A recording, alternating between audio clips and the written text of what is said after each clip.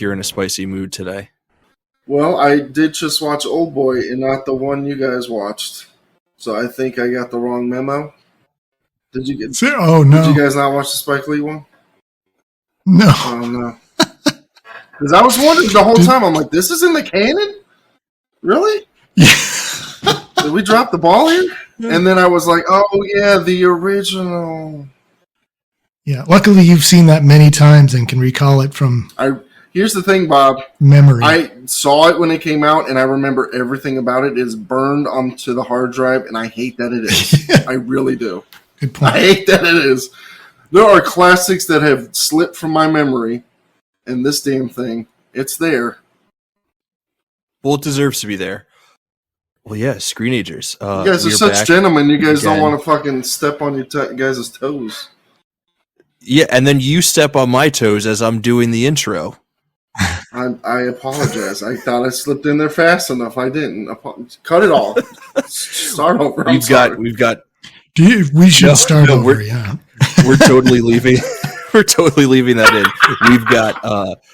We've got Spicy Sailor today, and we've got Always a Gentleman Bob.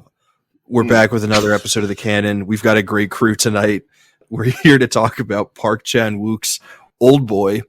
Very excited to talk about this one. I think it's our first Korean movie that we're going to be talking about in the canon, so that's very exciting.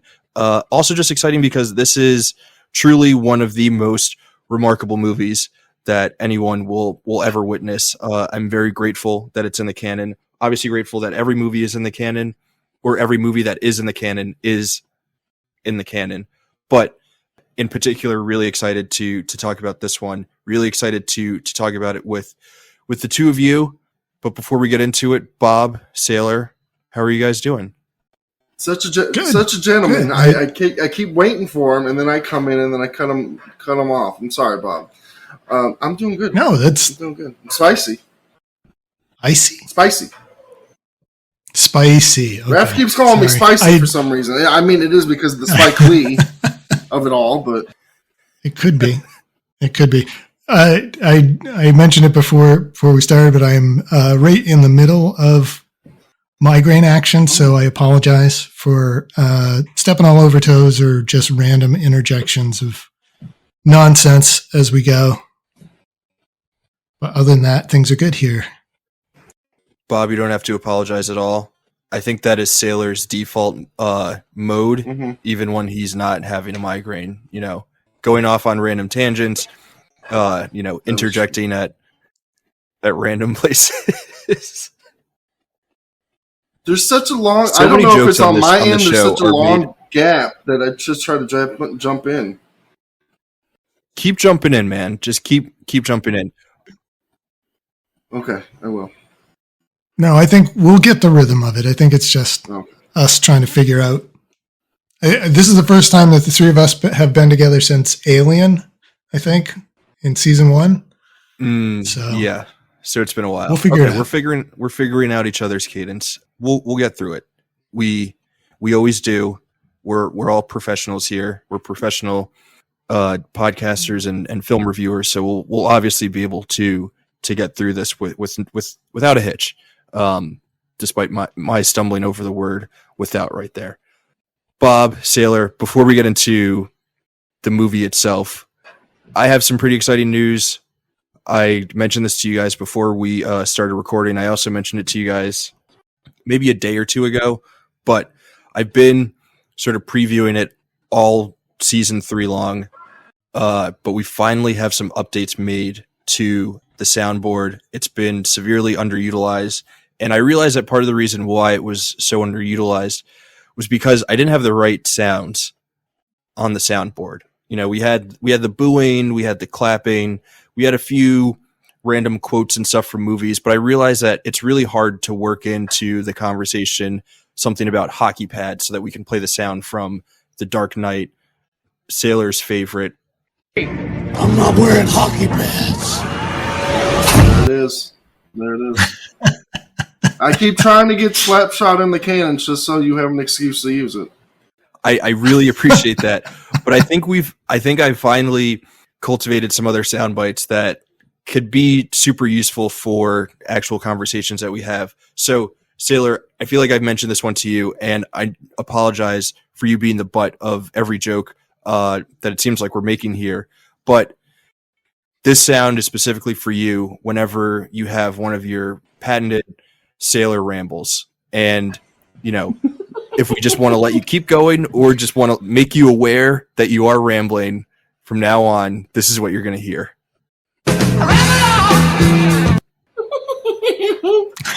I knew it was either going to be that or the "Get the fuck off the stage" music from the Oscars.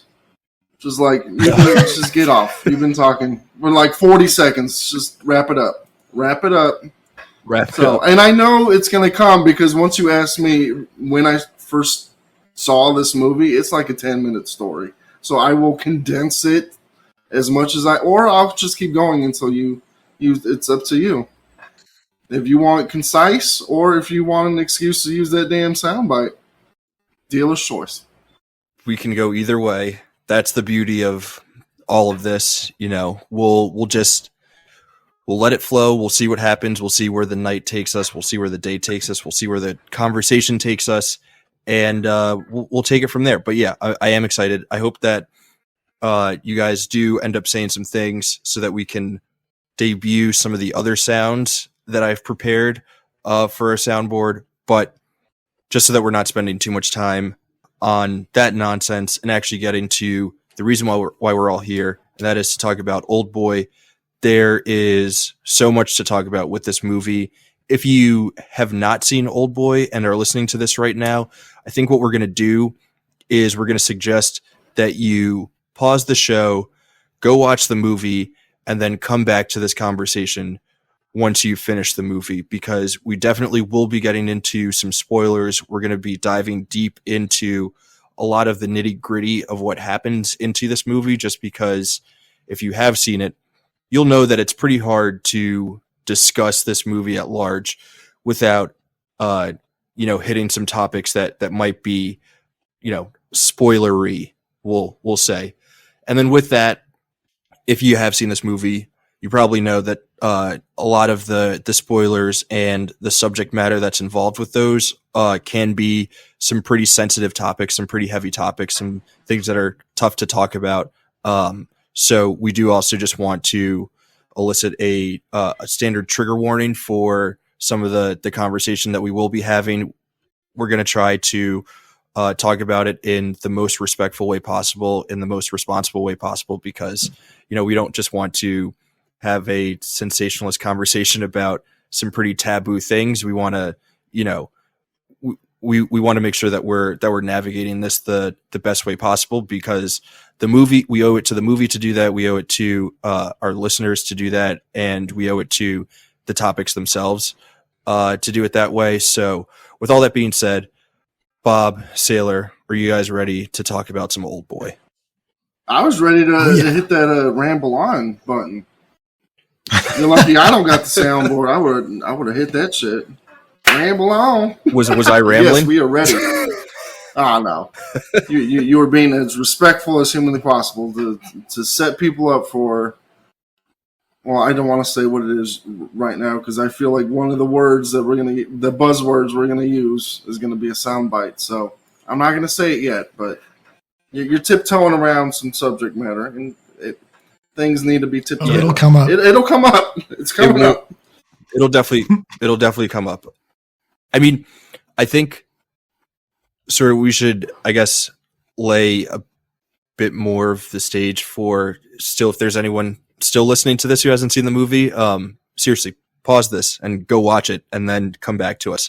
But like, I feel like most revenge movies sort of have taboo elements that, could use trigger warnings, and definitely like most revenge movies could probably use spoiler alerts as well. So, but this one in particular sort of, is on, we'll say, on a level of its own. So in order to get into the actual movie, and to avoid having to use the ramble on soundbite right now, Bob, I'm going to kick it over to you first. Walk me through the first time you saw this movie, and just like, your initial reaction to it then and sort of how you feel about it now? I've only seen Oldboy twice now. I avoided it actually for quite a long time because I have this horrible little mental tick that the more people recommend something to me, the longer it takes for me to actually get around watching it. I know it exists. I know it's a flaw. It's prevented me from seeing some great films as they were released just because of that pushback that I have internally. So I didn't see Oldboy for the first time until like maybe 5 years ago. Oh, wow. And I hadn't read much of anything about it. Yeah. And I hadn't read much of anything about it. I was just starting at that point to start to watch some more Korean films, mostly horror movies, because that's my thing. But anyway, I finally was said to myself, all right, nobody's mentioned Oldboy to me in like a couple of years. Maybe it's time to go sit down and watch it. And I was blown away. It's not something that you can really, we can talk about it, and we're going to talk about it, and hopefully we can express how amazing a film it is through our words, but you really have to go sit down and watch it to really get the impact of the whole thing. And I actually just had a friend maybe 2 or 3 weeks ago see it for the first time, and he called me up immediately. He's like, "Have you seen this movie, Oldboy?" It did come out in 2005. So, but yeah, I only saw it recently too. So we had to have that sort of like, we're so terrible at, but yeah. So I watched it for the second time this week. I don't know why it took me so long to get around to seeing it again. It's a fantastic film. Great. You're never going to recapture that first time watching it, but watching it the second time lets you kind of see how well constructed and how excellent the film is as a whole. So that's my experience. Absolutely. Sailor, go for it. What was the first time that you saw this movie? Have you seen it since? What did you think about it the first time around? How do you feel about it now? Walk us through all of that stuff. You just asked me 4 questions, so you are definitely going to use that ramble on soundbite, just letting you know. Like Bob said, there it is. Like Bob said, you don't forget the first time you see this movie. It's one of those movies that imprints itself onto you. It's like the twist at Sixth Sense or the needle in the heart in Pulp Fiction. There's just like a jolt of electricity to this movie where you're like, I have never seen anything like this ever. They were playing it on IFC around the time that it came out, so early 2000s, like 2004, 2005, because I know this came out in 2003. I doubt IFC had the rights to it that early, so I'm assuming probably 2005-ish.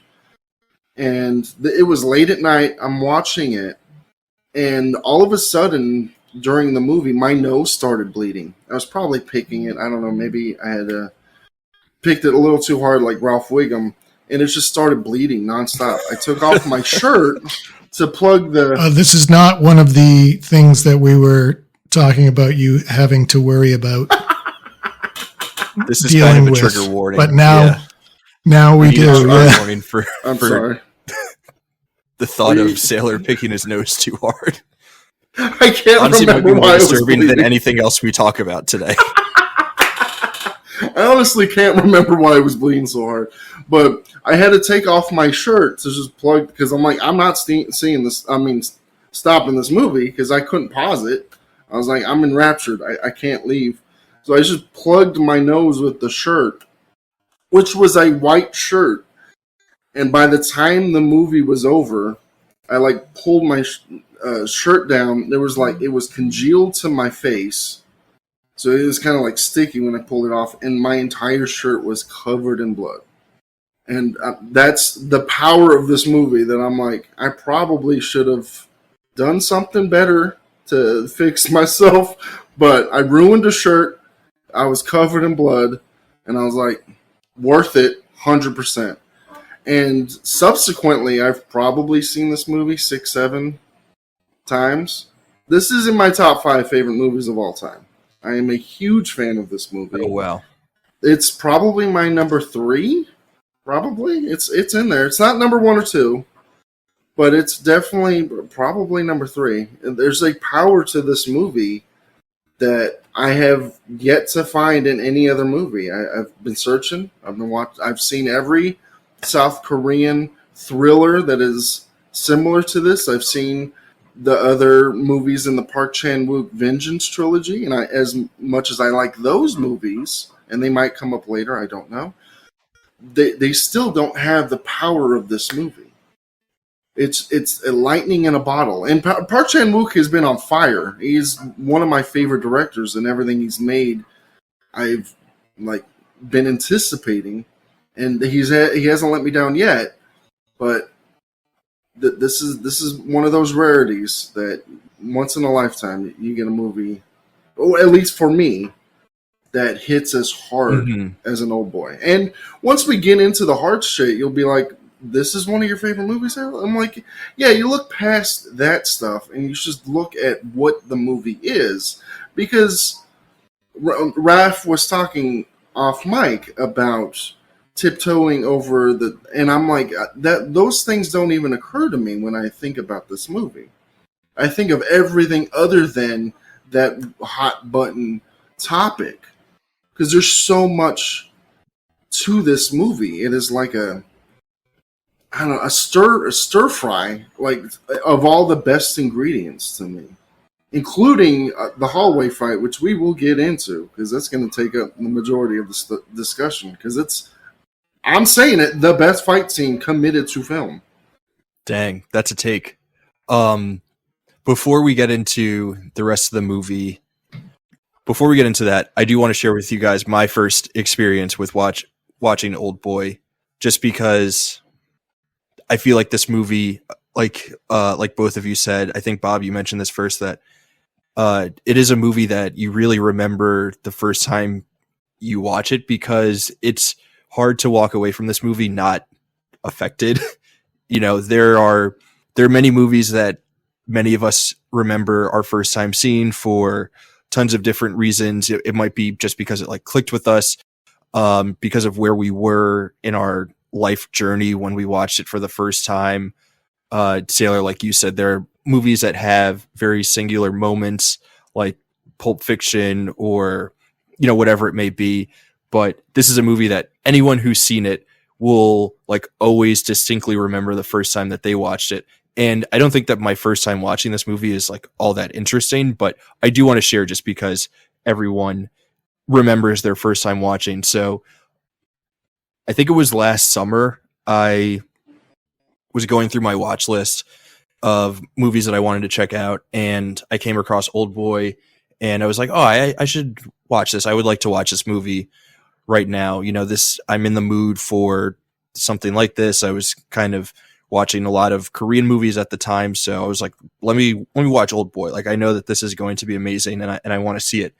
And I'm searching, I have every streaming service under the sun. I search all of them, and Oldboy is not streaming on any of them. It's not even available to rent or purchase on Apple or Prime Video. Totally not available anywhere. So I go to the Google machine and I search Oldboy streaming, because I'm like, this can't be right. I am paying what feels like $5,000 a month for all of these streaming services. I should be able to watch this movie somewhere. So I go to the Google machine and I search Oldboy streaming, or Oldboy watch now. And I see that it is indeed not available on any streaming service, but because it was the 20th anniversary of the film's release, they were doing a special restoration 4K screening of it, all around the country. And I was maybe a month out from when there were screenings near me in New York. So I bought tickets for myself and 3 friends. One friend had seen it, and he was like, oh yeah, dude, I will definitely go see Oldboy with you. The other 2 friends, they're like guys who are into like Asian cinema and stuff like that. So I was like, I don't know, man, like Oldboy, it's this crazy Korean revenge movie. Like we should go see it. And they were like, that's enough to sell me. I'm down. So the four of us go to see it. Three of us having not seen it. One friend has seen it. And you could tell that it was like he was getting so much joy out of watching us experience this movie for the first time. And like everything from the octopus scene to the hammer hallway fight scene to the eventual reveal at the end, and seeing the three of us just be like, what the hell did we just witness? I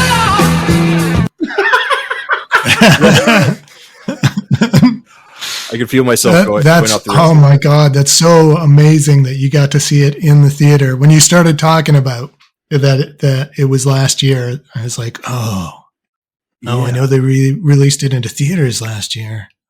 It was such a cool experience to see this movie in particular in the theater with some of my friends, and also just like to see this movie with a group of people and knowing that some in the audience knew what was going on because they had seen it before, and so many of us were experiencing this for the first time together. Like this is such a cool movie to see in that kind of a setting.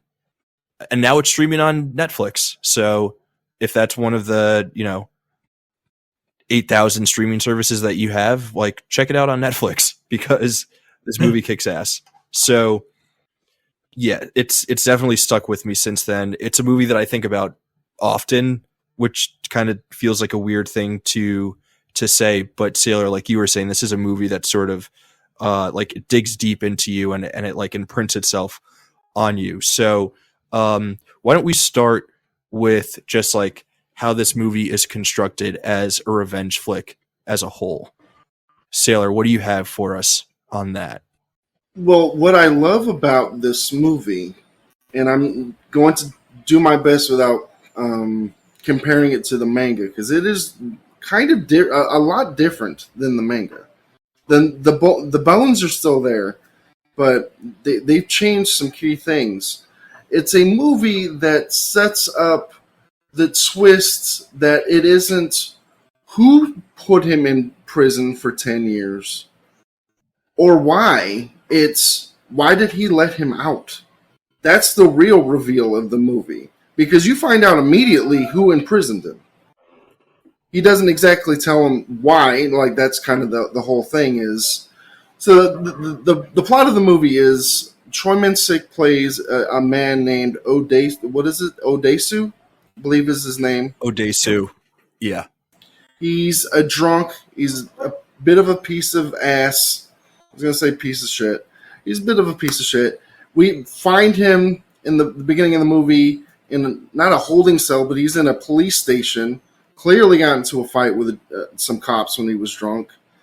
On his daughter's birthday, I believe, he goes to the phone outside to call his family to tell them that he was going to be late, which seems like it's a reoccurring thing in this man's life. And he never makes it. He wakes up in this room, which will be his prison for the next 10 years. And he says as much in the narration. If he knew how long he would be there, would that be easier or harder for him to accept? He tries to kill himself. He tries to knock out a brick to get some freedom. But everything he does fails. All he can do is practice some exercise, fight shit on a wall to get into shape, because he's kind of chonky boy. He's a Korean businessman. He's out of shape. He's not Josh Brolin in the remake. Let me tell you that for free. But he's exercising because he has nothing better to do than watch TV and eat the food that they give him every day. And then suddenly he is released. And he's like, what the fuck is going on? And the man who imprisoned him catches up to him and says, hey, I'm the one who's just imprisoned you for 10 years. You can kill me right now, but you will not get the satisfaction. You will not know why. if you want to know why, I'm giving you, what is it, a week? I believe it is 5 days. It's a small amount of 5 days. It's a small time frame. And he shows them that he has a scar. He's like, I have the buttons to my pacemaker. Like, I'll just kill myself right now. Like, in 5 days, I'm going to kill myself, figure out who I am. And then that sets off the rest of the story. So you're watching this man try to figure out. And so it's a mystery that's structured in a way I have never seen before. Because you never see the man behind the thing say, hey, this is who I am. Figure it out. Because any other story, it would be like, I got to figure out who did this to me. But through the course of the movie, we find out, and it takes you on some crazy twists and turns. And since he is a piece of shit, which was established early in the movie, because he kept a notebook of everyone that he did harm to, I think it fills up 6 full pages, front and back. So clearly, he's got a lot of people that could potentially be his enemy. If you haven't seen it before, you couldn't possibly guess why this man did this to him, even if you read the manga, because the explanation in the manga is totally different. It is a very interesting choice to make it what it is. And I mean, I guess we're tiptoeing over certain things, but yeah, that is not in the manga at all. When I say manga, Japanese comic books for people who are not hip to the lingo. But yeah, it's radically fucking different, and it's crazy. And there are more twists that I'm leaving out that we will get to that are also crazy. So yeah, it's a murder, not a murder mystery. It is a mystery that is structured very differently than other mysteries, which I love. Before we get to the stuff that we're still tiptoeing around, Bob, what do you make of just sort of like how this movie is constructed and presents itself as a revenge flick? There are a lot of twists and turns and things like the guy who is the cause of Odesu's misery showing up early on is a cool little twist, but it's set up to me almost like a more standard revenge flick, a crime thriller revenge flick. You know, somebody did something wrong to somebody, that person's got to find out who did it and why, and then get their revenge on this guy. And all of the other things that happen, the people that Odesu meets, the person that he figures out and eventually figures out, or what he thinks is why, all lead you to a specific sort of the cathartic violence of your standard revenge flick. And we've already had some of that with the hallway scene, which we'll get to see. But even that is kind of like, it's this amazing thing, but it's also kind of pointless because it doesn't have anything directly to do with his quest.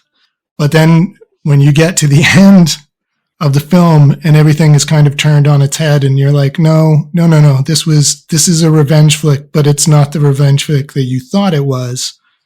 That was the thing. It's, watching it the second time was, it's almost, it's not disappointing not knowing, but not having that gut punch of what the point actually was. It's like if you were addicted to a drug and you couldn't get that same high the second time you took it, because the first time that you get it is I think so we're starting to get into some of the spoilers, but I think the idea that you're at first watching a revenge flick where this guy Odesu, he's wronged and he is seeking vengeance against whoever it is that wronged him. But then we find out that the predicament, the 15 years of prison that Odesu was put in was the revenge of someone else. Like, we're watching, right? I can't think of another revenge movie where it's revealed that it's like a double revenge flick where our protagonist, someone was seeking vengeance against them. And, the original revenge movie that we thought we were watching, we think we're watching one guy's revenge movie, but really we're watching someone else's.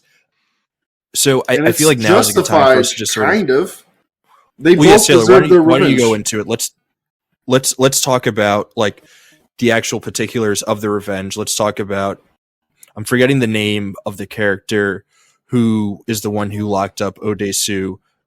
No, Lee Woo-jin. Lee Woo-jin, yes. Lee Woo-jin. Yeah. You would think I would remember this because he was in my top 100 best movie villains. Mm-hmm. When Odesu was younger. Yeah, I'll get into it. When he was younger, they both, him and the man who eventually imprisoned him, were both in the same school. I believe it was high school. Odesu, like I said earlier, bit of a shit. He catches. Bob, help me out with the name again. Lee? Is it just Lee? Can I just shorten it to Lee? Lee Woo-jin.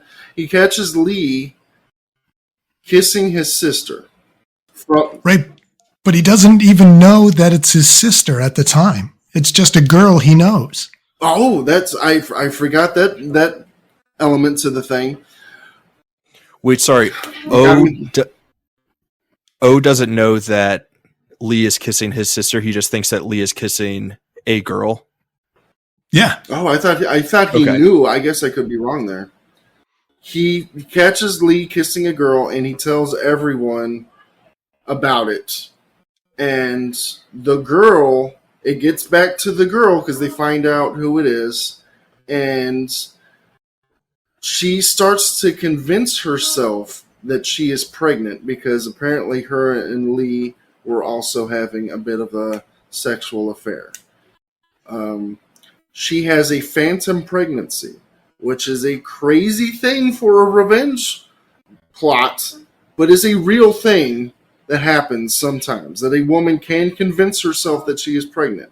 She will have the symptoms of it and everything. And she doesn't want to have an incest baby, and she kills herself right in front of Lee. She throws herself off a bridge.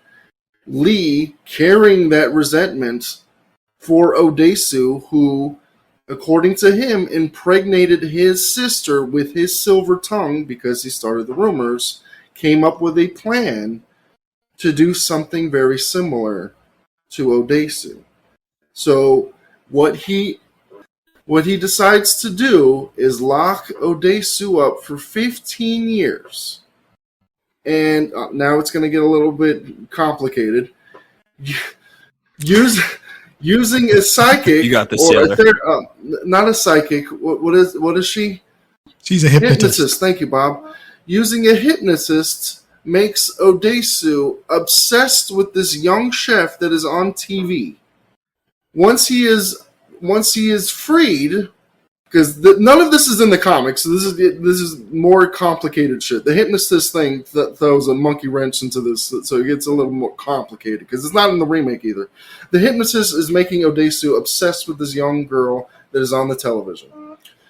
When he is freed, eventually, he goes into this sushi bar, because the first thing he wants to do is to eat something that is alive. And that is one of the more famous images that you will see from this movie. Even if you haven't seen it before, watching this actor eat a squid and you're watching the tentacles move around his face and whatnot. The idea of wanting to eat something that's alive after like feeling so beat down to the point where you feel like essentially dead and just like wanting life to be put into you is like such an absurd. It is, just like next level sort of storytelling technique. Sorry to interrupt. He just wants power over something, I guess. You can read into it many different ways, but he passes out immediately. The girl is shocked by this, and she's like, "Oh my goodness!" And she takes him back to her place, and she's taking care of him. She's nursing him back to health, and she is immediately interested in this man and his quest, because he tells her, like, I've been locked up for 15 years. I'm after this man. And she's like, oh, I guess I got nothing going on. Let me help you on this quest. And since they buddy up and try to figure out what's going on, their connection grows, and then they eventually have sex, and they have more of a bond. I'm going to jump ahead to the reveal at the end of the movie, and you find out that their connection was part of the revenge the entire time. Because not only was the hypnotist fucking with Odesu to plant these feelings into this young girl, the hypnotist was also planting them into the young girl to fall for this older man. That younger girl turns out to be Odesu's daughter, and he falls in love with his daughter.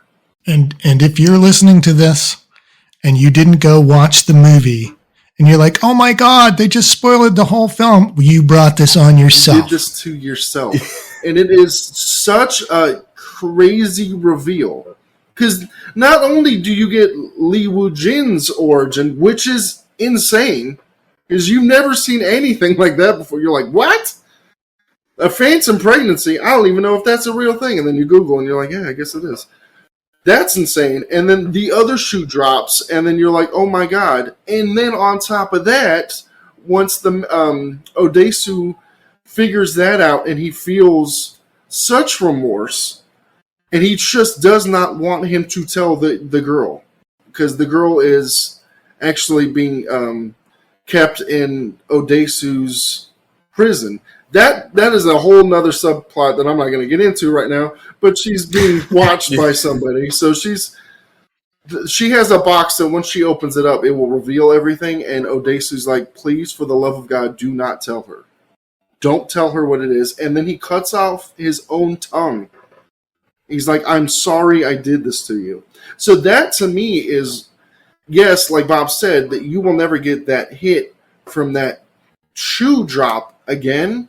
But watching this actor, Choi Min-sik, in this moment, like a dog, like Li Woo-jin says, he's amused by him, like just on all fours, like just like, I will be your dog, I will do whatever you want, just do not tell her, please. And then he just cuts off his own tongue, and Li Woo-jin is laughing hysterically at this, and you as an audience member are reeling from everything you just watched, and then also feeling for this man who is also kind of a monster. Odesu's he's such a piece of shit, and yet in this moment I'm like, I feel so bad for you. I feel bad for Li Woo-jin too, but that's the thing about perspective. Li Woo-jin is the hero, technically, not the hero, but he is the protagonist of his own story because he deserves his revenge for the shit that Odesu did to him. And if we were watching this from his point of view, Odesu would be the villain. There it is.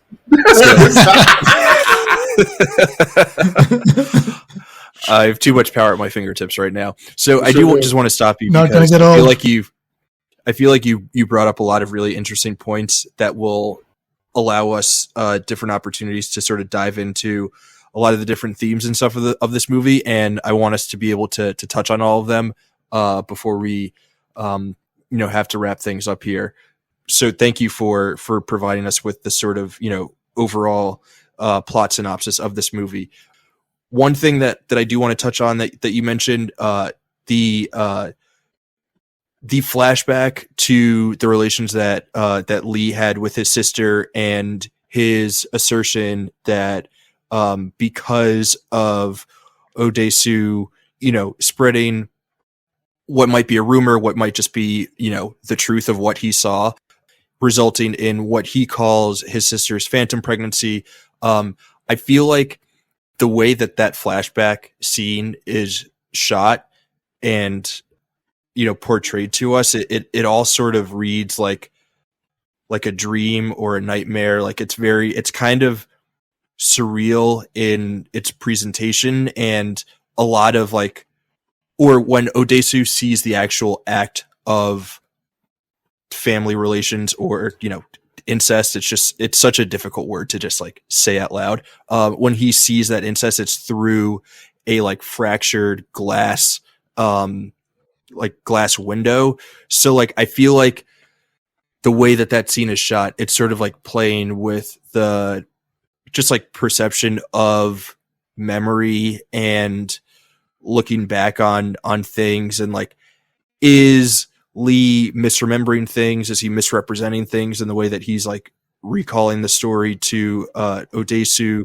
Does Odesu like fully remember being there in that moment? Like, I think one of the things is that he like goes through the list of people who he could have wronged throughout his life, and like Lee is like not among them, which is kind of wild. Yeah.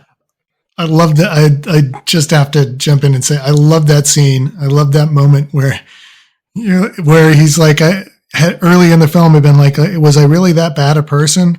And then when he starts listing like all the people it could be that he's wrong, it's just endless. Like Sailor said earlier, it's like 6 pages of blah, blah, blah, blah, blah, blah, blah, blah, blah, blah, blah, blah. He just keeps going and you're like, oh, this guy really is an asshole. And the fact that Lee Woo-jin all these people that isn't there is, I love that, because one, he might not have done it, or two, he forgot because he's done this for such a long time because he doesn't even pause. He just keeps going. He forgot, and I think the more interesting thing is that he sort of was like kind of harmless in his transgressions against Lee and his sister. Like, he saw siblings making out, like he saw something that is like extremely taboo, and he told someone else about it. That is not in any way like something where he would think that he was responsible for the sister killing herself, or like doing something that is inherently evil in reporting, not even reporting, but just telling someone else, hey, I saw some pretty fucked up shit. I saw 2 siblings making out, and like they might be having an affair with each other. That's like not a great scenario. Like, I don't think that he necessarily broke any sort of societal norms by telling someone else that he saw what he saw. And therefore, of course, he wouldn't think about Lee as someone who he had wronged in his past, Yeah, no, I agree. He's I just saw it, but I don't even think he knew Lee Woo-jin's name. Like, he knew the girl. That was the thing that I got, was that what's her name was Lee Sua. He knew her, and like, so he didn't even. It wouldn't have been on his list if he didn't know who the guy even was.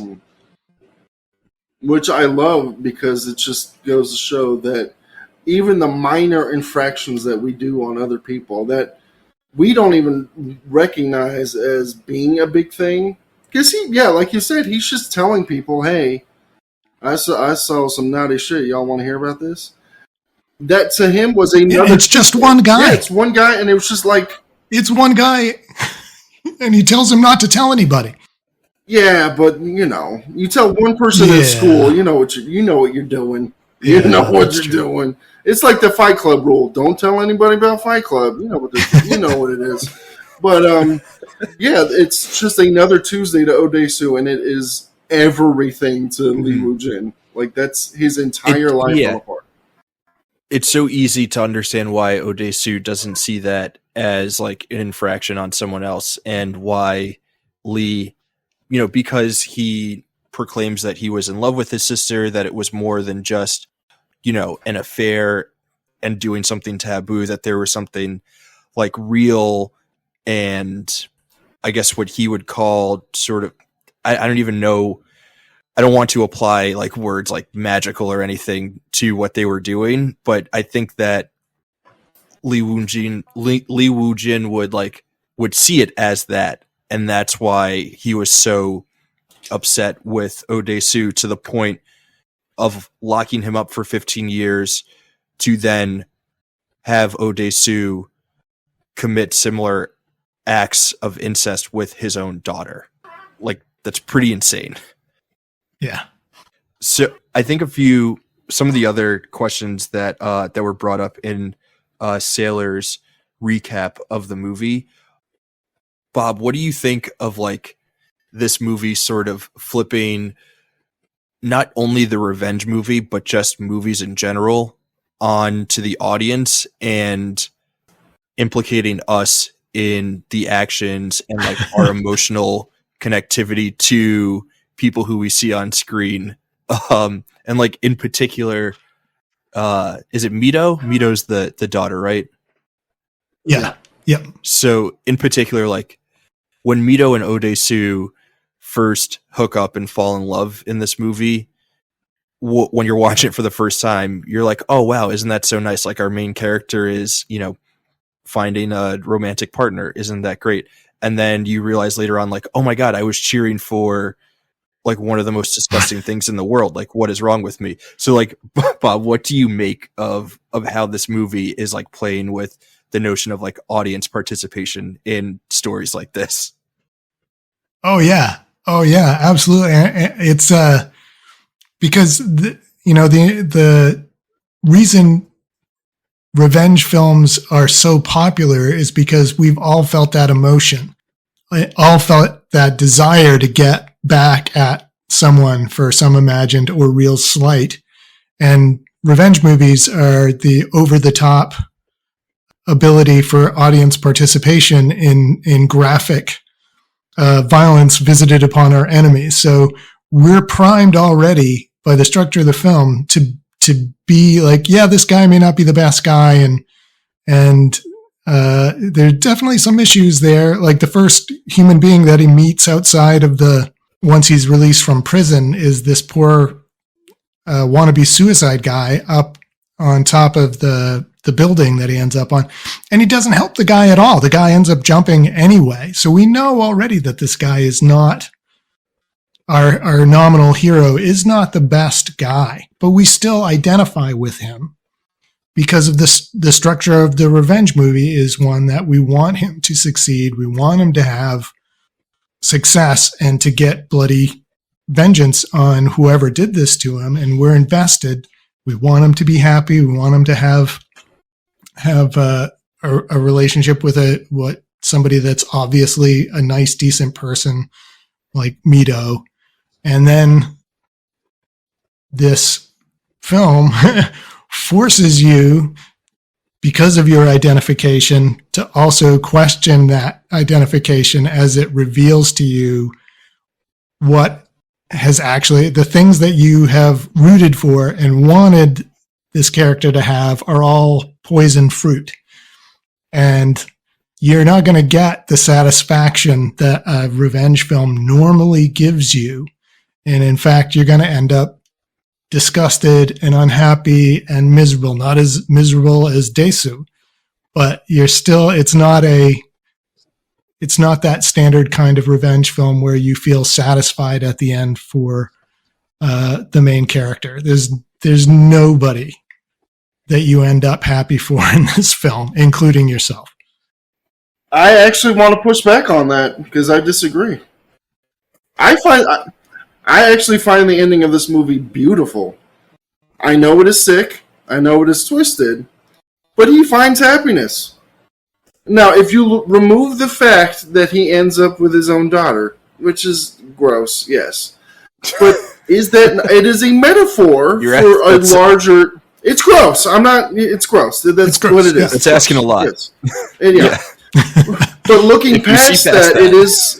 yes. You see it as a metaphor for finding the happiness with somebody by ignoring their flaws. And this is a huge flaw, admittedly. It is his own daughter.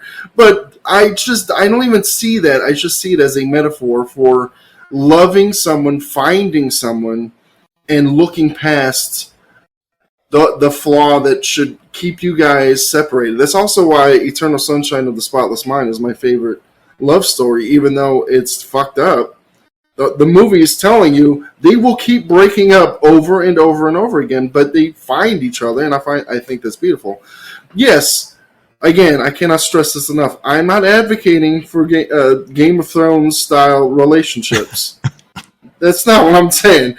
I'm just saying I find it beautiful that he does find happiness. So you're not the happiness you want him to have, but yeah. But the happiness he deserves.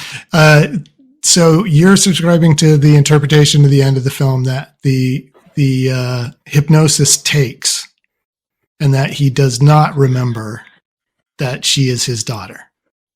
I think I look at it either way. I think he doesn't. It doesn't matter either way. That I think he is going to be with her. So it's either he's just going to accept it, or we just want him to have it take. So, I mean, it's kind of the even Shutter if like Island the external thing where it's like, hypnosis didn't work, he's sort of doing his own like mental gymnastics to like rework things in a way that works for him to like ultimately be happy in a way that he wants to be.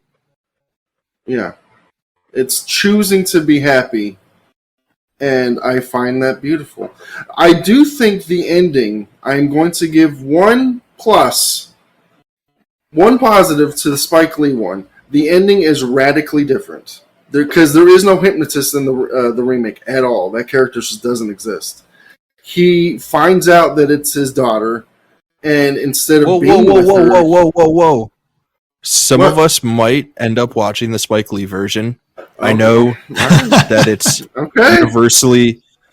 universally panned, but I got to give a shout out to my guy Richard Brody, the film critic for the New Yorker, who is an absolute legend and will occasionally just go scorched earth with some wild takes. One of them being that the Spike Lee version of Oldboy is better than this version. I think pretty much everyone, like universally, who watches movies, the entire film community is against him in that. But Richard Brody, he's always got an interesting perspective on things, and that's enough to make me want to watch the Spike Lee version. I might not agree with him, but I am a little bit interested in watching it. So don't totally spoil it for me. I won't reveal. No, well then I won't reveal it at all. I will just say that the reason behind the bad guy's motivation is different. So there's at least some differences. It's not all shot for shot, because it is very, very, very similar. And the ending is different. And I kind of like the ending. I don't like it as much as this one, but it is the American ending, and that's all I'm going to say. Because Americans can't handle this ending. That's all I'm going to say. Well, the Bollywood it's more ending, than he... Yeah. Oh, the Bollywood ending totally gets rid of the whole main character having sex with his daughter. They're just like, we're not doing that. Which is, again, not in the manga. Right. Both of the incest plots are not in the manga at all. They are created whole cloth for the movie, which I find fascinating. Because you would think that the manga would have them, but nope, it's not in there. And it's not as violent. All the deaths don't occur until the last issue, because it's 13 issues, I believe. And when I say issues, if you're thinking American comics, no, these are books. These are large books. Yeah, because Odesu has a partner, and when I say partner, is the dude that's helping him go through like computer shit to try to help him. Like he finds out that he's being bugged the entire time and being tracked, so that dude helps him. Well, I'm saying that like that dude dies. Like, there's a lot more death in this than there is in the manga, which I find interesting. I feel like we have so much to get to in like the movie itself. Yes. That we can toss the manga stuff aside. I do understand, that you are familiar with it and want to share, but quit rambling. Bob, I feel like you were going to jump in with something on maybe the ending piece or the inclusion of the two incest storylines. So whatever you had there, just wanted to let you jump in now. It was just commenting on the reason why they changed things was that having read the manga, Park could not. He just had a hard time wrapping around the incident in the comic being enough for the level of revenge that was taken. Mm. So they added this as a, what could drive a person to do something like this? It would have to be something so large and outrageous that you could at least entertain it enough to suspend your disbelief. And for him, that's what this was. So that's why that angle is in there. Yeah. I think so. We've been talking about it a bit now at this point, and I feel like in a lesser movie, in a lesser like thriller movie that does end up having a reveal or a twist at the end, the inclusion of the two incest storylines would like it would feel so sort of forced just for like narrative shock value. Whereas in this movie, they really do sort of add layers to a lot of the thematic elements that are at play here. I think like one of the obvious readings of this, or not even like a reading, just like, like what the movie is. It's a retelling, in a way of like a Greek tragedy. The most obvious example being the story of Oedipus. I did not know this, or like it didn't like fully register until I was just like looking into some stuff for this episode. But Park Chan-wook like specifically chose the name Odesu because it kind of sounds like Oedipus, which I thought was just like, oh, like that's the most obvious thing in the world. But also I did not catch that at all. But what do you make of like the whole like Greek tragedy sort of element of this movie? Well, and this is a thing that I actually really love about Korean movies in general, and something that not just Korean movies, Japanese movies as well, but that there's a heightened emotionality that to Western audiences sometimes comes across as melodrama, because we're so restricted in how we allow ourselves to express our emotions. So I really do think that they go back to the original tragedies, the Greek tragedies, and provide access and expression of emotions in a heightened way that is more real for all its heightened emotionality to me anyway, than the kind of, flattened emotion that you get even at the end of like a John Wick movie, which is satisfying, but it's not as it doesn't for me reach that level of an epic that this movie does. And that does feel like a classic tragedy in that way. Yeah. Sailor, do you have anything on that? Any thoughts there? No, it's very much like a Greek tragedy or like a Shakespearean play, in that it's a lot of tragedy and a lot of heartbreak, but I want to say there's a happy ending, but yeah, most Shakespearean tragedies don't actually have happy endings, so yeah, it's more of a Greek play. Let's scratch that Shakespearean shit. Because this also doesn't have a happy ending either, depending on how you read it. I guess I'm the only one in the room that's like, yay, it's happy. I'm happy for him. Well, I definitely get I get walking away from this movie thinking that it's a happy ending. I like totally understand that reading, whether it be you or anyone else who walks away from it that way. I think it's interesting because there's a quote earlier in the movie. I think Odesu says this when he's like giving the voiceover about his time in the prison, where he says, if you laugh, like the world will laugh along with you. If you weep, you'll weep alone. So he is in a way sort of choosing that laughter, that like internal happiness, so that like the rest of the world can be happy around him, since he has known so much pain and like has known the weeping and weeping alone. So I totally I don't think that you're crazy for having a positive reading of the ending of this movie. Yeah, and I think it's ambivalent enough to support both interpretations. To me, that the last look on Daesu's face is a reflection of that painting in his prison room that has that same phrase that Raph just said underneath it. So to me, it reminds me of when I have a migraine and my wife says something to me and I'm supposed to respond in a happy way. I'll smile and she's like, "Oh, it's a freaking migraine smile. I hate that." Because it's me trying to appear to be happy while I'm miserable on the inside. And to me, that's the last shot, is Daesu having trying to put a happy face on absolute misery. Yeah, I totally I like get and see that reading as well. Like I think both readings are like extremely valid based on the 2 hours that happened in the movie prior to that. I feel like my reading of the ending, or my takeaway, is really just, what we were talking about before, with how this movie really flips the script onto audience members and what our role in being emotionally invested in some of these, things that we watch on screen that might be otherwise like morally questionable.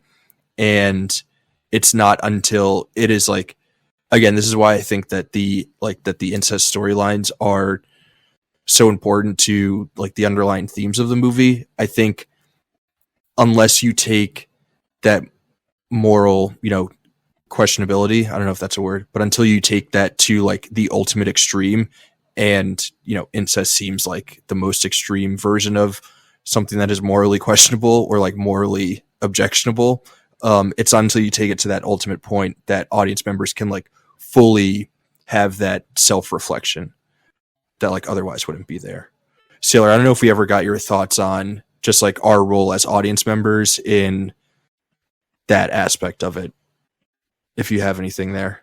Well, to go back to what Bob said about the painting, and yes, I do think his face is supposed to harken back to that, which is kind of a full circle effect where the movie starts with him in a prison of his own design, and now he is also in a prison of his own design called a relationship. Am I right, guys? Come on now. Come on. Trying to get some work out of that soundboard. Because I know you got a boo ready for me. Boo. No, quite the opposite. Oh. Yeah, relationships are prisons, am I right? I don't have a laugh.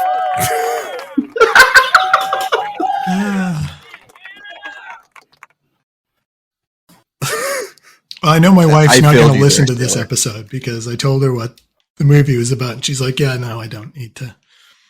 She usually listens to every single one, so the content of the We're film down one itself. listener. Yeah, I don't fair. blame her there. But we can win her back by talking about that hallway fight. Am I right? Yeah, There it is. That's Yeah. what the ladies love. The Let's, hallway fight. Sailor, talk us through what makes the hallway fight so amazing. Because it's, besides the fact that it's one of the best directed, best choreographed fights. And when you watch it, you could say, is it really one of the best choreographed? Yes. Let's get that out of the way.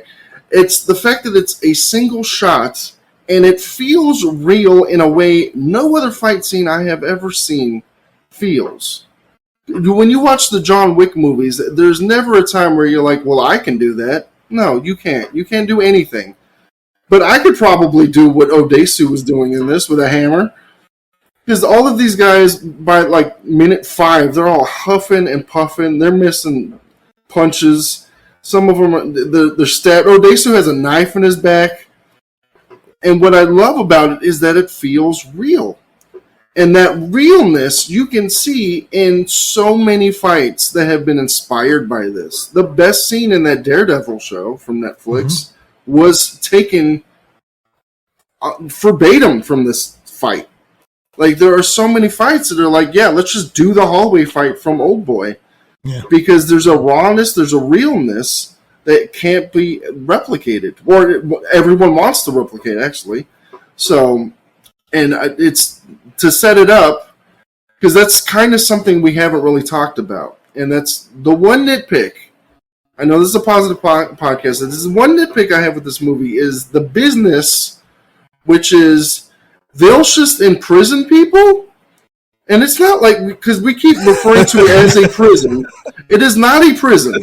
Let's be very clear on this. It looks like a hotel.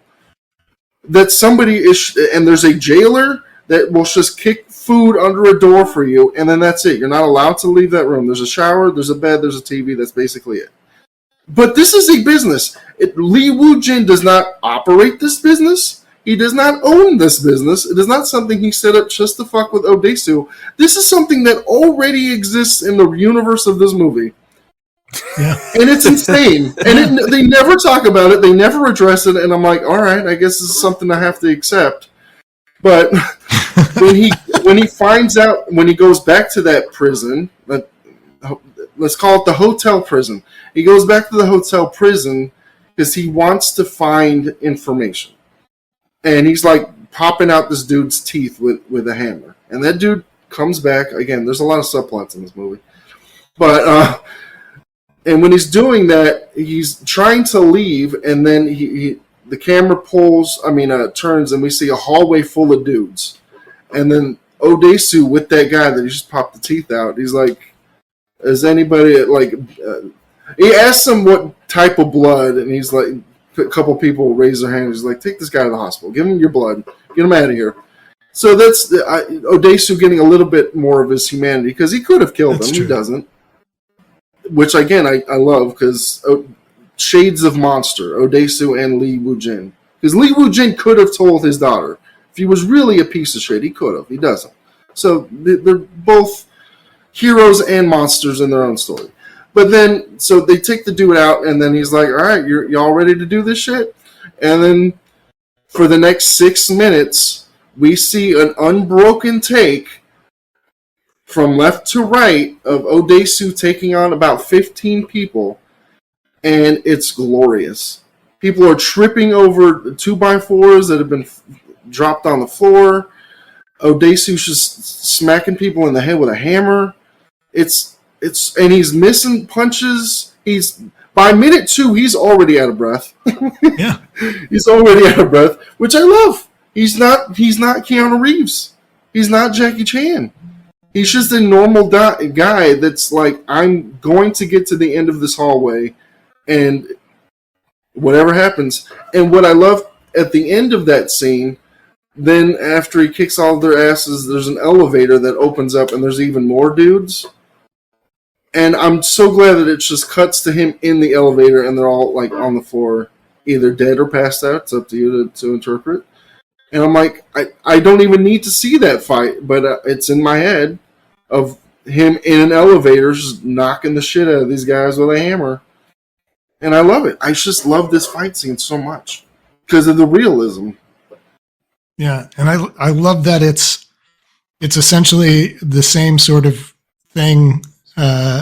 It ended up being what it is because of the same sort of thing that happened with Indiana Jones, the first Indiana Jones film, and that the famous shoot the guy with the whip fight is they had choreographed a fight scene. They had like drawn 100 pages of choreography storyboards for this fight scene.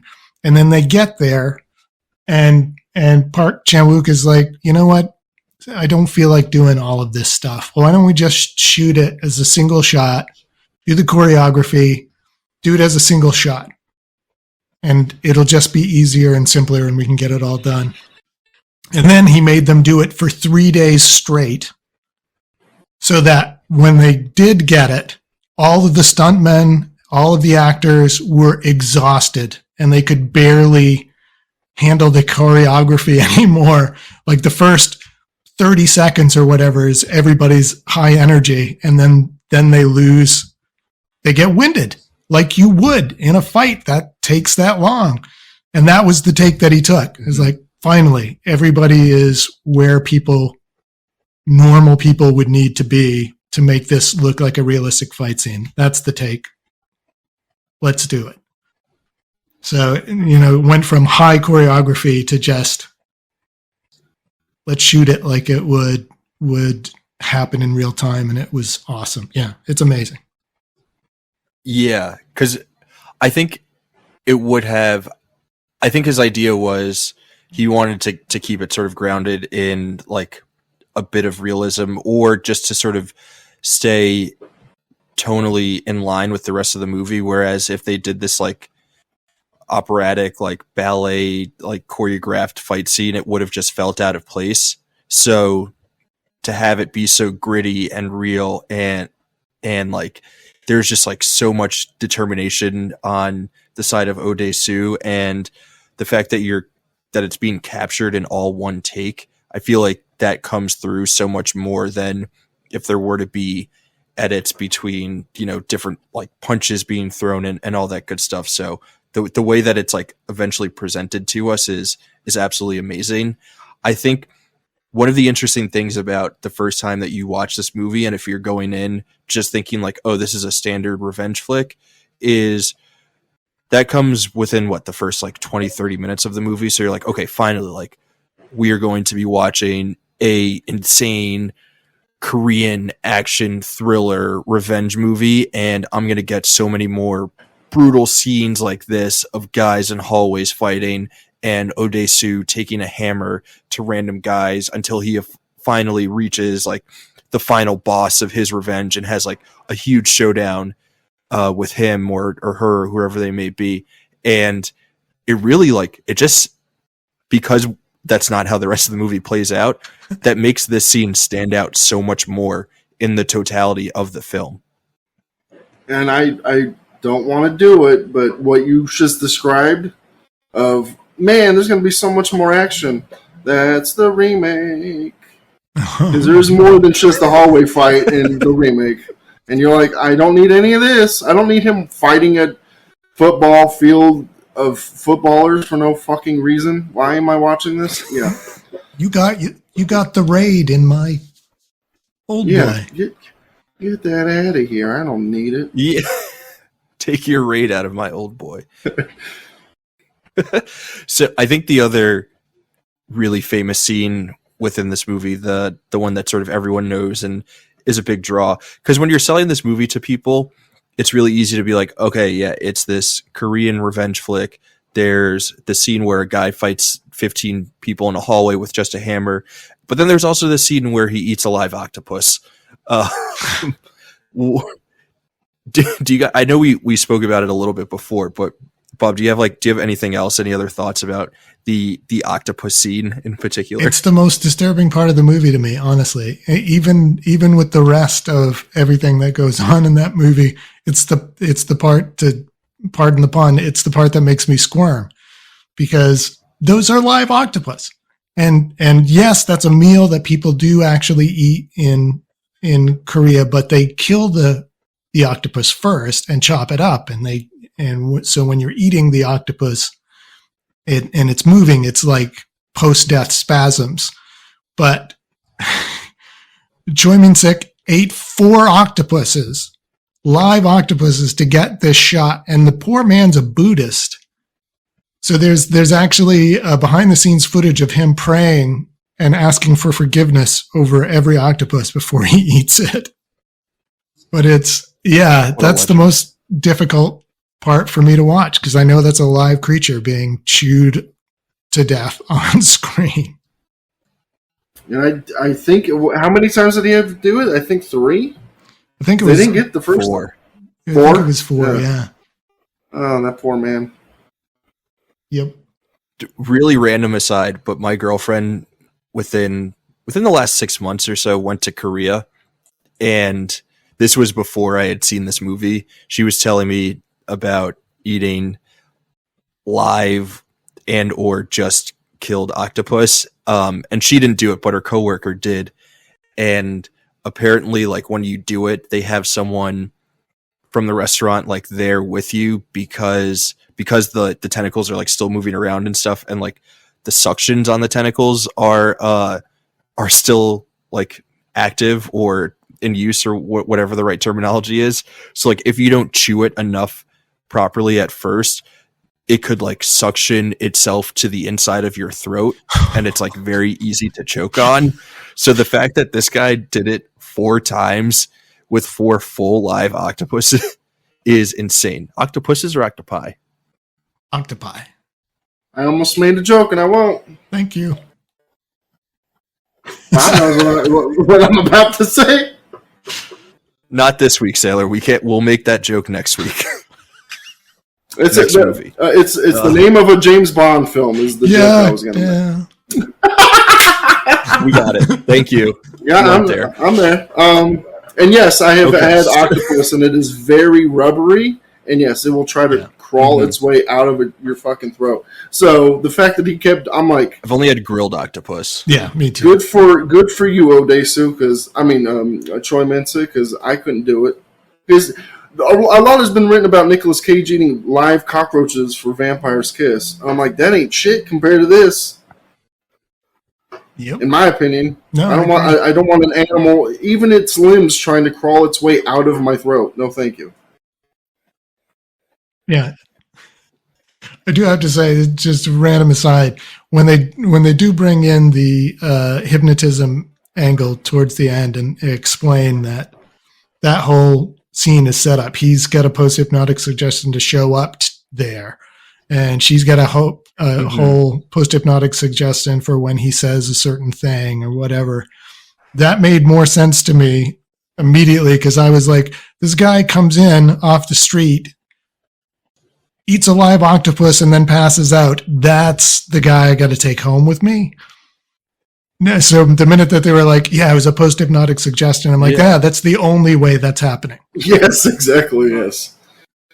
I mean, unless he looks like Brad Pitt. Right. I mean, the Josh Brolin of it all, you're like, yeah, that makes sense. You're like, yeah, anyone would be like, yeah, this creepy dude eating squid. Josh Brolin? All right, yeah, sign me up. But no offense to Troy Minsick, I'm just going to say, Yeah. if it's Brad Pitt, then you'd be like, all right, I don't need a hypnosis subplot to make this make sense.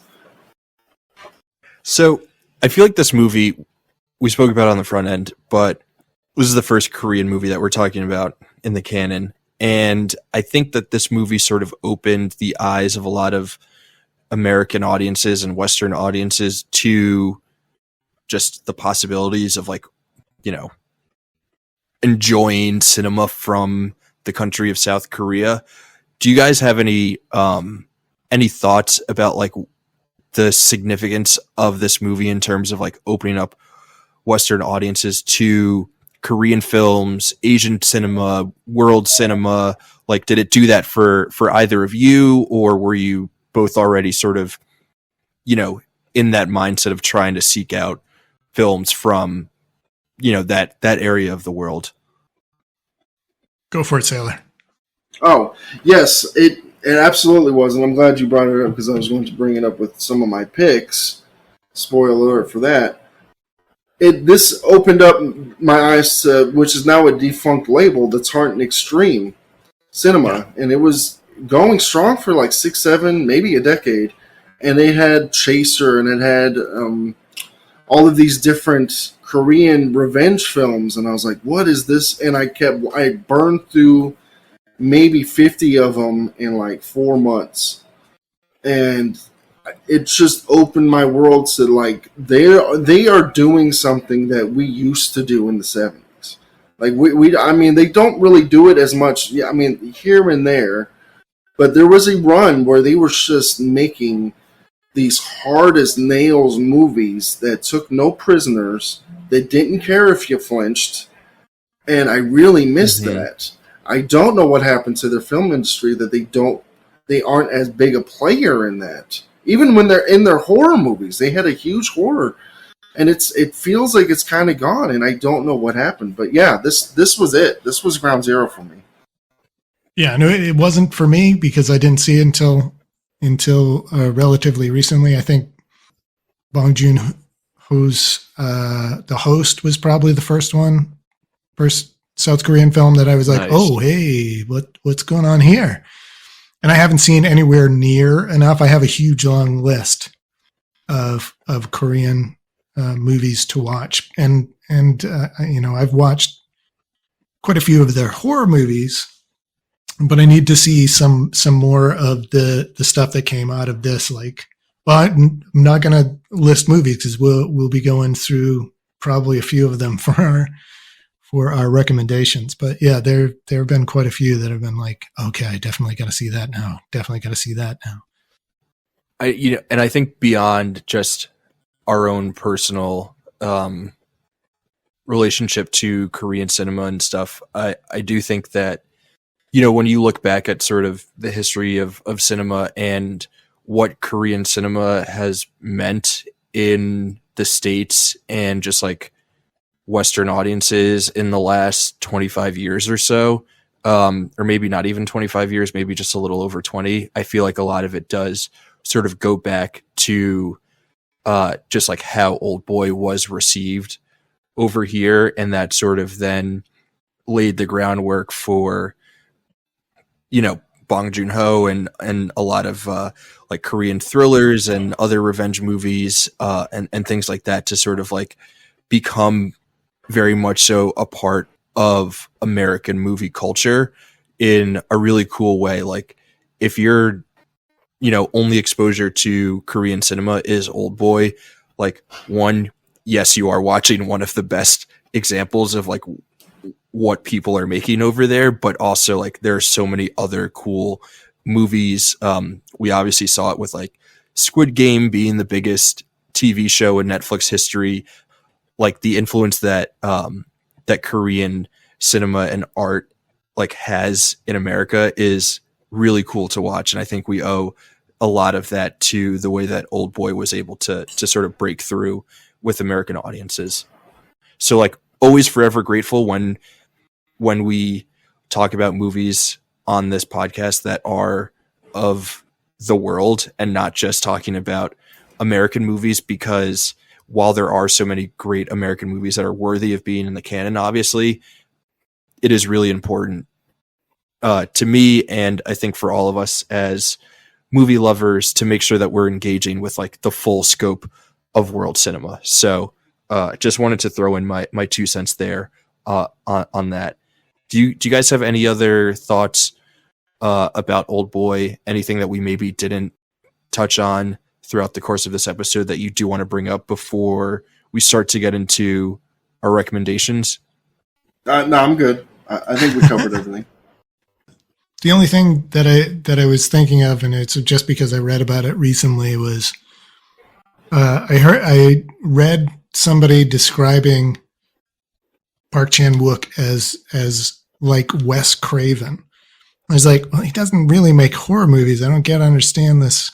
But apparently he's kind of like a very sort of laid back, professorish type of person that you would not expect these sorts of films to come out of. And he's done, you know, very different films from this going forward, but that something like this sort of rage-filled, incredibly difficult, dark, wrenching film comes out of this kind of unassuming person.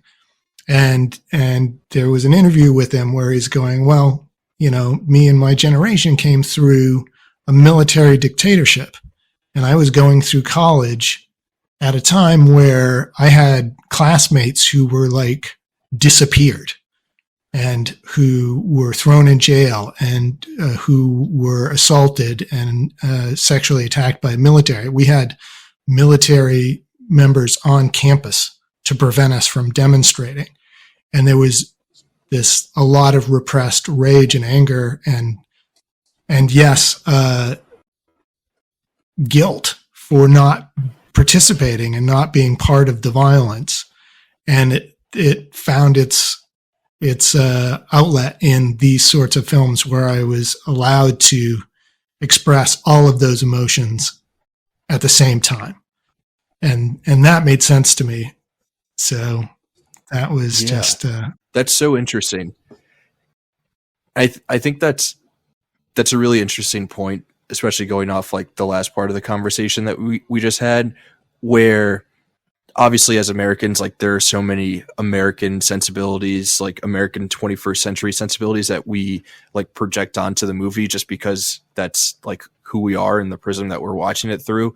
But obviously I think if you're, you know, talking to Korean audiences about a movie like this, the sort of reading and interpretations, like how it plays into their history and politics and all that stuff. I was only able to read a little bit about sort of how it's like a reaction to I think there was like some sort of like economic recession that had like recently happened in Korea, and the movie's like sort of playing with that in some ways.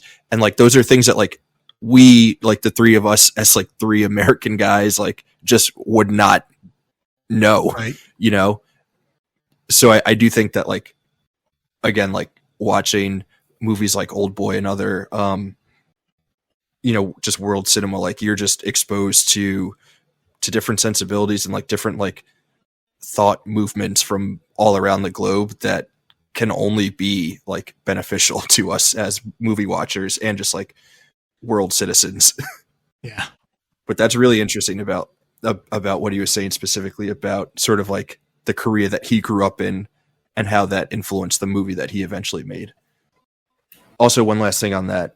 I think he was, I don't know if he was a professor, but he was like a philosophy student in university, and then he was a film critic for a while, and then from film criticism just took that into filmmaking. And, you know, there's a long history of a lot of like amazing filmmakers who got their start doing film criticism. So obviously like you're just able to think about movies in a completely different way. And I feel like a lot of that is sort of evident in this movie. And if you've ever seen any of his other works, like you can totally tell that that's the case. One other tiny little factoid thing. I love the cinematography in this. It's a lot of beautiful shots in the movie and a great use of color. And I was astonished to discover the cinematographer, Chung Cheng-hoon, I guess his name is. It works in the States now. His most recent film that he lensed was the Wonka film that came out this past year. Oh, really? Yeah. Oh, nice. I did not know that. And he did No wonder the that movie Obi-Wan looks so good. Kenobi show too. That's hilarious. It's weird. I feel like that's a perfect transition into recommendations. I don't know if you'll be recommending the Obi-Wan Kenobi show or Wonka, but I am now. I mean, if you would have recommended Wonka and just like built up to the fact that they had this out, it would have been one of the great mind blows. I was like, why are you recommending this? The hell are you talking about? that would be an even more wild twist than the twist in this movie. Yeah. So, all right, let's do recommendations. We've talked about this movie at length. Obviously, you know, an absolutely great movie. So, thank you both for a really interesting, lively, thoughtful conversation. That was, I think that was great. I think we did the movie a little bit of justice. I hope.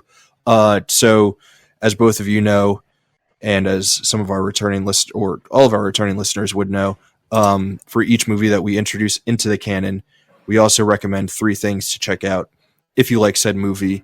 So of those 3 things, at least one of them has to be another movie. The other 2 things, they can be anything else. They can be more movies. It could be a TV show. It could be a board game. It could be a book. It could be a painting. It could be a musical artist, a restaurant, any and everything. The connections to the movie at hand can be as on the nose or as loose as possible. I know Bob and Sailor like to get really creative with their recommendations. So really looking forward to what you guys are going to recommend for this one. So gentlemen, what do you say? Shall we jump into it? And I think for order, we'll go Bob and then Sailor and then Raph. So Bob, kick us off. Okay. What is your first recommendation? I have it. for I Oldboy? have a long list. I actually had one movie at the top. I double underlined it. I was definitely going to push this movie for this, and then discovered that it's on the Canon, so I couldn't do it. Oh, That's Memento by Ooh. Christopher Nolan. I Oh. love that movie. I thought that would have been a really good companion piece to this, but in the Canon, can't do it. So my backup to that is actually a Korean film that I really enjoyed. It does not have a distinct direct connection to this. It just happens to be a Korean horror movie that is one of my favorites, and I keep coming back to. It does have a theme of revenge as it goes, but it's about a detective in a small town where an outbreak of a mysterious disease that causes people to have violent outbursts is going around, and people start suspecting that a local. Is this The Wailing? It's Tom? The Wailing. No, I didn't know if you forgot to mention the name. I'm sorry. No, Go ahead. it just would. For some reason, I've gotten used to building up to the title, but yeah, it's 2016's The Wailing by Na Hong Jin. It's a long movie. It's a slow burn, but it's one of my favorite horror movies from South Korea, and it definitely has an element of as things go and the things start to break down for the main character. Revenge starts to be an element in the story as well. It's a really great, moody film, and I highly recommend it. I really apologize for stepping on your introduction there, Bob. No problem. I thought you should forget that. I second this wholeheartedly. I think this is a masterpiece, and I don't say that lightly. This is a fantastic horror movie. Slow burn, though. It's very slow burn. Yeah, it's like almost 3 hours long, right? So yeah, and you're waiting like 2 hours before something happens. But it's great. It is a great movie. It's fantastic. I love it. I'm definitely going to check it out at some point. That's an amazing first pick. Sailor, what do you got for us?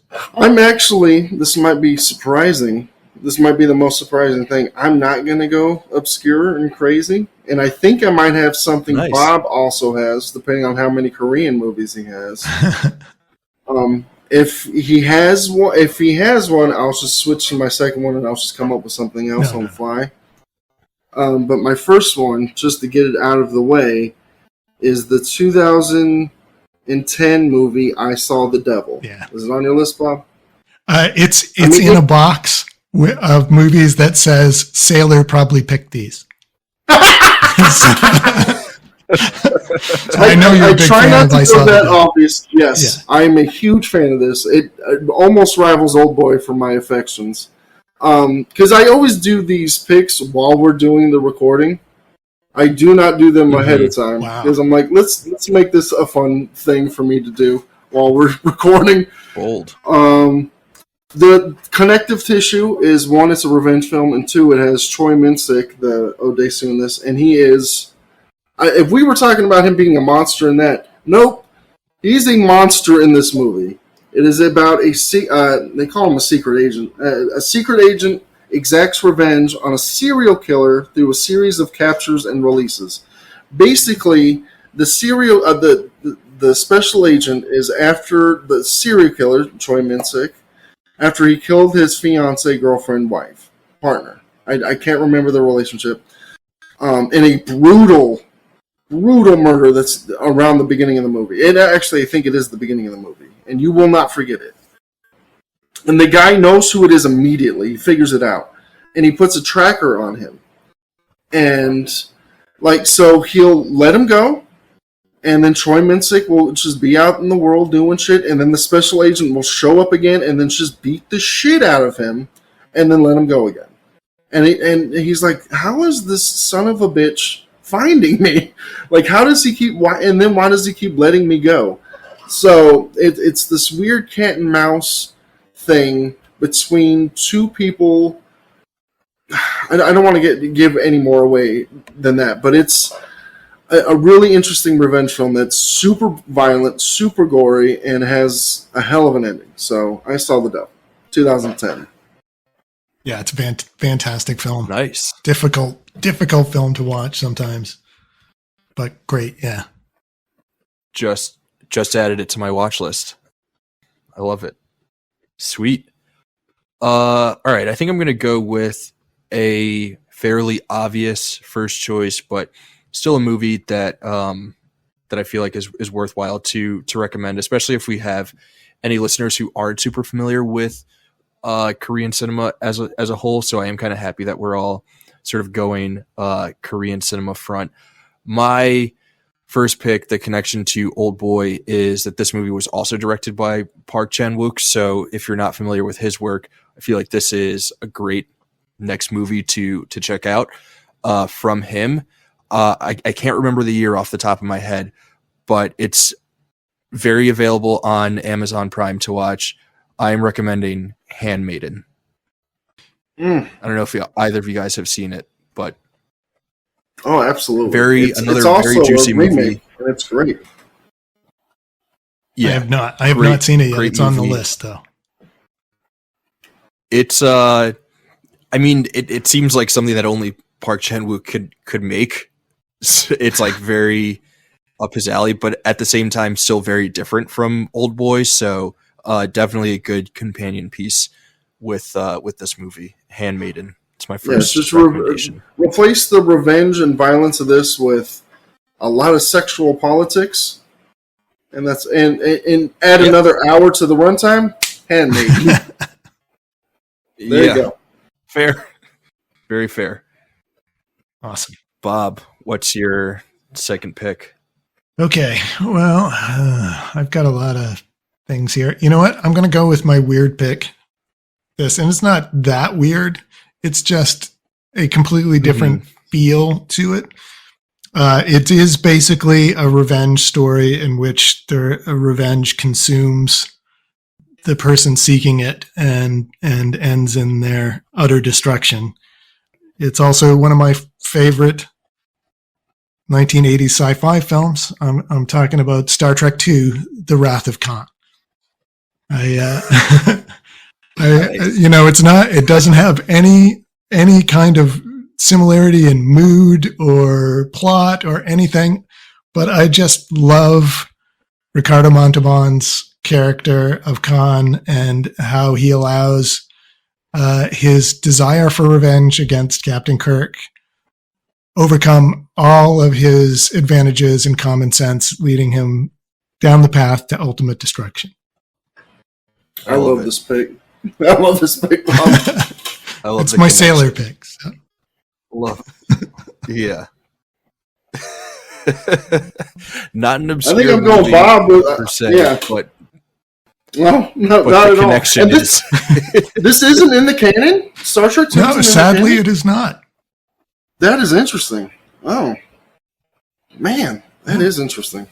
Man, because it came out a year that had movie's not in the nothing but great. Well, yeah, but this also came out in the year of the best sci-fi film. So yeah, I can understand why this got short shrift. But I think this is a masterpiece as well. Yep. You're 2 for 2, Bob. 2 for 2. All right, what do you got? All right, so my next one, all of my picks are going to be South Korean films. Oh, nice. So I actually didn't go crazy, but I did want to shine a light because that's the connective tissue. I mean, I Saw the Devil is pretty on the nose with its connective tissue. This is just the South Korean movie. This is called The Yellow Sea from the same year, 2010, which I feel like is the most obscure movie on my list. It flew under a lot of radars and still not readily available. It is about this down on his luck taxi cab driver who, like Odesu, just cannot stop fucking up his own life. He's a degenerate gambler. He's just lost his job. He's just lost his wife. He's in debt with loan sharks. No good at all for him. Gangsters approach him and say, hey, would you like to perform this assassination for X amount of dollars? And that amount of dollars would not only pay off his loan sharks, but would give him a nice little nest egg to bounce back from. And he's like, sure, I'll do it. As most assassination movies go, he bungles the job and then now has to try to survive while everyone is after him. It's not exactly a revenge film, but the connective tissue is that it's just all South Korean movies. It's also a little bit long. Nice. It's 2 hours and 13 minutes, but it grips you from the beginning and it does not let go. It is The Yellow Sea, and I think it needs more love, so that is why I'm picking it. That sounds awesome. Awesome. I love that pick. Added that to my watch list as well. Star Trek, I did not. What? Go! Okay, I'm gonna go with a kind of weird pick here because I'm still not sure about my last pick. So we talked about it a little bit, but very famously, Spike Lee did a remake of this movie. A lot of people consider it one of the worst remakes, one of the worst movies in Spike Lee's career, yada, yada, yada. We, unfortunately, at this point, don't have any Spike Lee movies in the canon, which is kind of Weird. absurd to say out loud. Mm-hmm. So what I'm going to do is I'm going to recommend a Spike Lee movie. This is a movie that I watched recently, and I thought it was amazing. I think it's one of the best movies that he's made. I was kind of upset with myself for having not seen it at this point. I'm going to recommend Crooklyn. Ooh, yes. The only connection to Oldboy being that Spike Lee also made a version of Oldboy, and he made Crooklyn. So there you go. Crooklyn is my second favorite Spike Lee movie because it is secretly a Martin Scorsese film. Because Scorsese was originally supposed to direct it, but he was like, "Yo, Spike, you want to do this instead?" And he's like, "Yeah, I'll do it." I like Spike Lee. I'm just throwing that out there. I love Crooklyn. I think it's a great fucking movie, and Delroy Lindo is amazing in it. Yeah, great movie. Kind of a weird companion piece to Oldboy, but yeah, there's no connective at all. You just grabbing and shit now, but I like it. I appreciate it. If Bob can recommend Star Trek 2, I can recommend Crooklyn. That is 100% fair. Yeah. And I can't remember the last episode I was on, but I recommended Watership Down, and I don't think that had anything to do with whatever I was. Yeah. One Flew to the Bob, Cuckoo's what's Nest? your... Did I do Watership Down for that? What did I do this for? I can't remember. I don't know. I can't remember all of your episodes, Sailor. That's fair. That's fair. I can't remember it either. Bob, what's your final recommendation? Right, so, do I take one out of the list of Sailor movies, or do I just? Oh, there's no more lists. I guarantee you. This one's weird. It's Korean, but it's not on your list at all. I guarantee it. Okay. I'm actually going to go with a Japanese movie from 1997. It's about a detective that is trying to solve a series of murders that seem to have no connection, but all seem to share the same sort of MO of a person randomly starts killing people for apparently no reason, but he soon discovers that there is a connection, a person that doesn't seem to have a past or an identity, but whoever he comes in contact with becomes a murderer. And that is Kiyoshi Kurosawa's Cure. If you don't know Kiyoshi Kurosawa, he probably is most famous for doing Pulse, also known as Kiero, one of my favorite Japanese horror movies of all time. I just saw Cure for the first time this past year. I've been looking for it forever, but Criterion put out a copy of it, a collection of it. It's a fantastic, eerie, weird, creepy, awesome little horror film, thriller, whatever it is. Fantastic. Can't recommend it enough. So that is my third pick. Nice pick. I actually just saw it for the first time this October. Oh, wow. And I have been bugging the Criterion for a box set of this dude's work for a long time because I think he is a master. He is so good. But go ahead, Ref. Oh, no, I was just going to say I recommended this a few episodes back. I can't remember what movie it was for. I want to say Silence of the Lambs. That feels like the most obvious movie to recommend it for. But yeah, I totally second that pick. Great choice. And every time Bob keeps saying it's about a detective, I'm like, is this Memories of a Murder? Well, that was the other one that I was thinking about. I kept waiting for it. I'm like, is this Memories? Which is a fantastic film too, but fantastic. But I'm like, is it Korean? Is it Japanese? I can't remember. But no, Cure is a great. It's definitely Korean. Yeah. No, that's Bong Joon-ho again. Bong Joon-ho again, right? So Well, that's also something we didn't mention is that Chan-wook Park is part of this trinity of directors that are all buddies. Park Chan-wook, Bong Joon-ho, and the other one that I think I Saw the Devil director. I think they're all buddies in real life. So, and I could be wrong, but I'm pretty sure that they are all good friends. Like the Mexican trio. What's your final pick, Sailor? Koran and Inuyaritu. My final pick is again Korean, but another connective tissue is that it's not revenge at all. It is another manga adaptation, just like Oldboy is. Nice. And this is I Am a Hero from 2015. And it's very simple premise. A manga artist is surprised by a zombie apocalypse and tries to survive.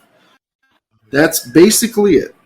He's just living his life during the zombie apocalypse.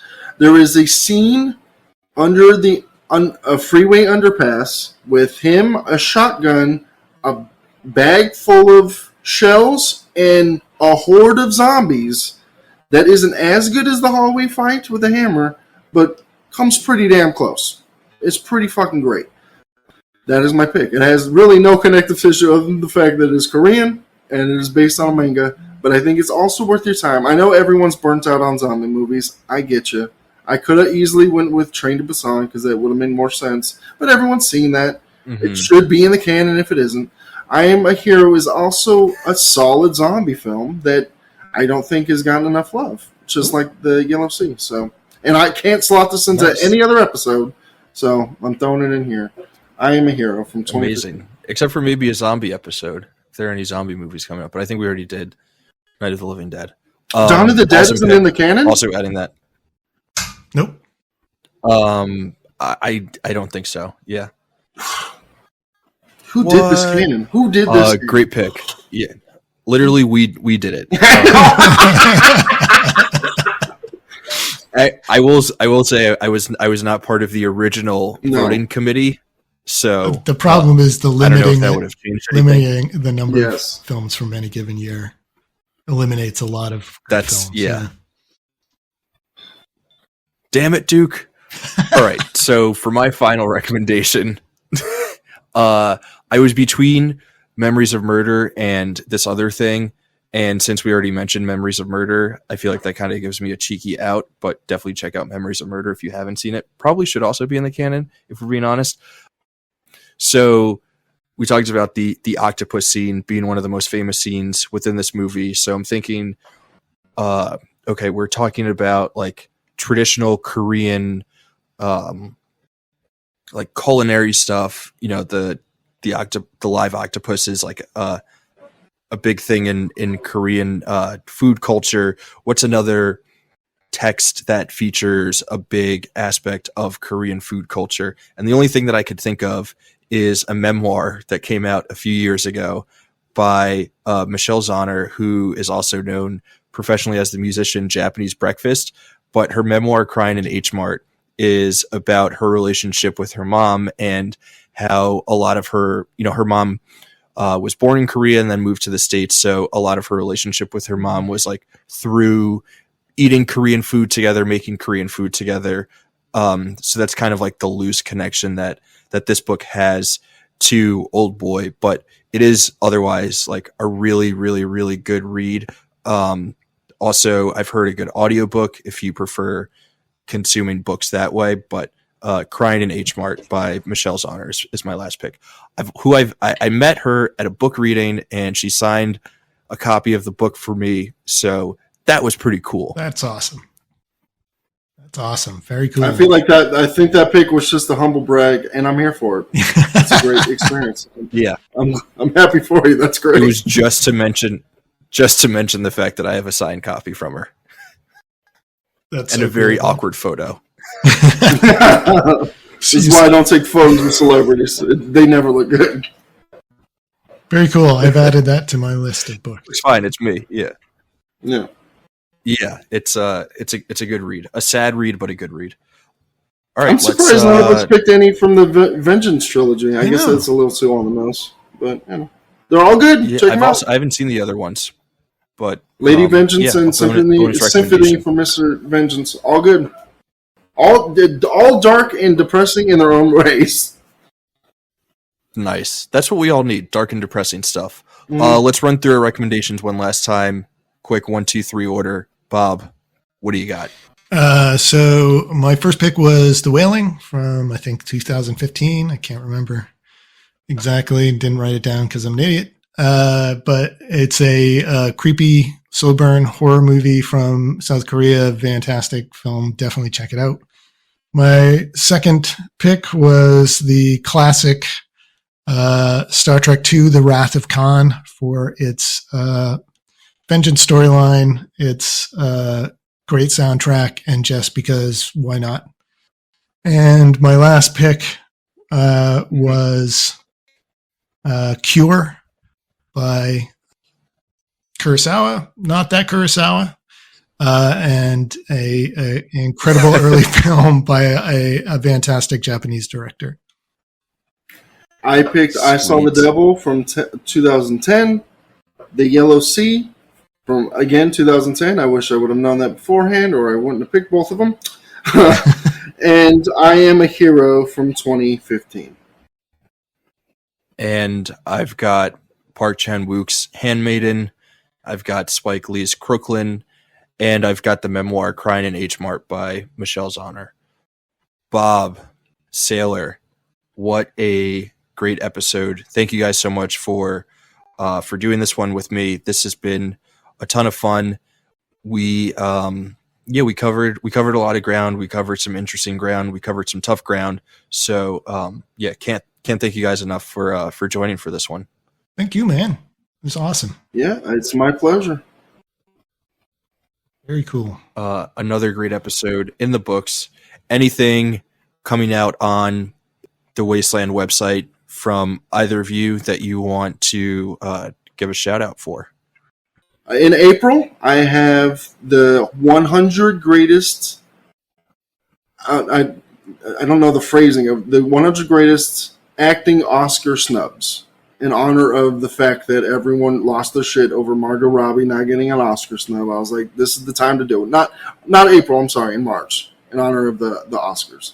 And then in April, I believe Bob is involved in this. The top 100 most controversial films of all time. And that will be dropping in April. Oh wow! So, yeah, and one that's film been in the works. Does Oldboy make an appearance? It does not. Nope. But there is a film that I picked to be on this list that destroyed my childhood. Finding out. If you want to hear the movie that may or may not have ruined Bob's childhood because of how controversial it is, definitely check out that list. Coming in April. In April, yes. Yeah. Sweet. Yep. And I'll Bob, continue besides your contributions to that list, anything else from you? Just continuing to drop horror movie reviews on Friday, and I think that's it for the moment. So yeah, sweet. Nothing too exciting from my end. I've got a new movies to stream coming out next week, first week of March, and may or may not be reviewing Dune 2. So sweet. I guess that's kind of exciting.